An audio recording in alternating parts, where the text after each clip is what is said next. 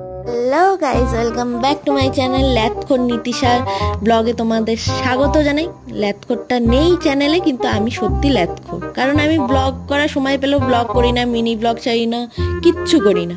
তো এখানে আমি অন্নপূর্ণা পুজো উপলক্ষে আমি আমার দিদির শ্বশুর বাড়িতে গেছিলাম, সেই ভিডিওটাই তোমাদের সাথে শেয়ার করেছি।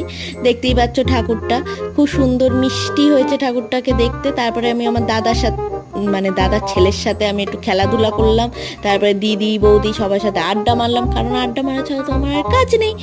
তারপরে আমি অষ্টমীর আরতি দেখলাম, ওখানে বসে পুজো হচ্ছে, কাঁসর ঘন্টা ঢাক সব বাজছে, একটা পুজো পুজো ফিল চলে এসেছিলো ওখানে গিয়ে। সত্যি এটা তো আমাদের আসল দুর্গা পুজো যেটাকে বলে।